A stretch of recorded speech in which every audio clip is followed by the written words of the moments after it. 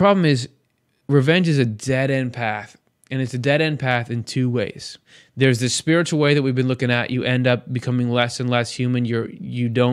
Nobody can talk to you. You can barely be around anyone else. You attract people like yourself, so people are always trying to get back at you. You're an obsessive, nasty, negative person missing out on the joys of heaven. However, even in this world, when we follow these desires for revenge, when we're pushed by these spirits into this kind of revenge, it doesn't work. It doesn't give you what you're looking for, and there's been plenty of studies to back that up. One of the most powerful emotions is that of forgiveness. And there's been a good deal of research done on the power of forgiveness and how truly forgiving and letting go can be enormously helpful and healthy for an individual's overall well-being. The research has tried to do longitudinal research, which means you look beyond just the short term. And when they do that, they find that it's not exactly satisfactory to get that revenge. It may have been thrilling. It may have been cathartic, meaning it was a big, exciting moment, sort of like watching the Super Bowl and your team wins. And some people think that, yeah, that really was it. As long as I did this to the people or the company or the individual, that would satisfy. But if you do longitudinal research, you find that it actually doesn't work. The thing that really seems to satisfy people, ironically, is the opposite. And that is to learn how to take the perspective of another person. That's what actually works. That's the power, and that eventually the ability to take the perspective of another person. I mean, that's almost the essence of heavenly love, is to understand they have a perspective, and I would like to make that perspective experience joy and happiness. That's the way you can go in the opposite way. You can be the heavenly community opposed to the revenge spirits. Oh, wait, we just played the game. That's how you play the game. That's the revenge category we played through. Hopefully we won. Let's take a look at another kind, another evil, and another group of spirits that follows it in part 3.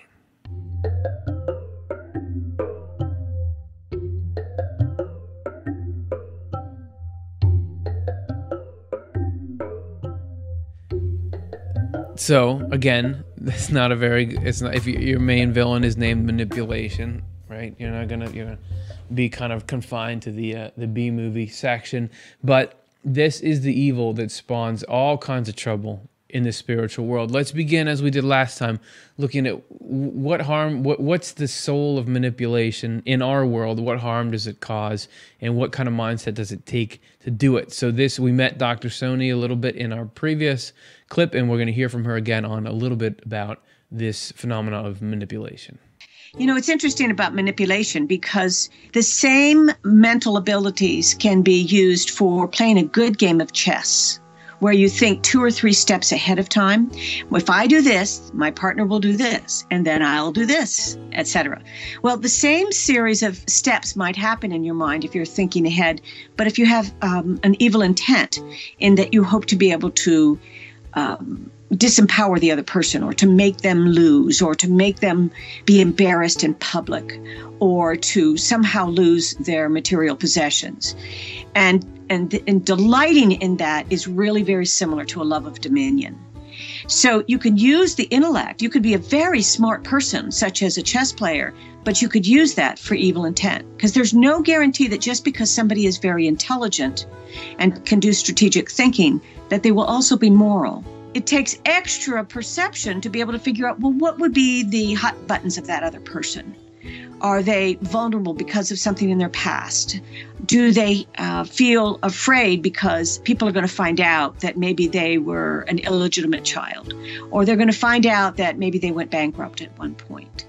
And are those things that people are embarrassed about? And if those become disclosed, sort of like the Wizard of Oz is going to get disclosed and everyone's going to find out he's not really all that we thought he was, the manipulator might really try to do that just because they love to feel like they're on top of the world and this other person is at the bottom. Again, it boils down to if the person really loves to dominate and loves to look like the winner and make this other person look bad, it doesn't come from a good place. Now, we may all experiment with that when we're little and we try to make our brother trip over something, but it's much more serious when we're mature adults and we know exactly what we're doing. This comes down to premeditating. It's planning ahead.